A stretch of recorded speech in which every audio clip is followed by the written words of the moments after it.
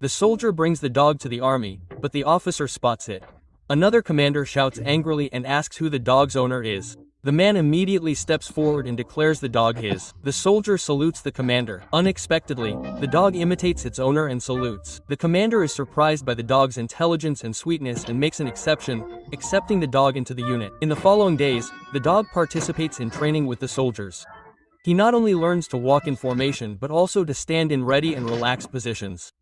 He easily passes under barbed wire during a 5-kilometer outdoor run. He is completely unafraid of gunfire and artillery fire. In fact, after each target practice, he immediately runs to bring target papers for the soldiers to check. But the situation on the front lines quickly deteriorates, and the dog accompanies the man to the front. The front is covered in dense smoke, and danger is everywhere. But the dog isn't afraid of these things. On the contrary, an opportunity presents itself for him to shine. With his keen sense of smell, he finds wounded soldiers buried in the ground. The next day, he and his fellow soldier go on a reconnaissance mission. At that moment, the enemy was preparing to launch a surprise attack. If they couldn't get the news to the front lines immediately, a fatal outcome would be inevitable. But on their way back, they were spotted by the enemy. Fortunately, the dog knocked the man down just in time, saving him from a bullet. The man quickly pulled out a gas mask and told the dog to take the news to his friends. The dog understood immediately. By then, the gas had already begun to spread into the air. Upon arriving at the camp, the dog rushed straight to the officer and reminded him to wear a gas mask. The officer immediately sounded the alarm and alerted every soldier. But the death continued to spread rapidly toward a distant village. Then the dog ran back to the village,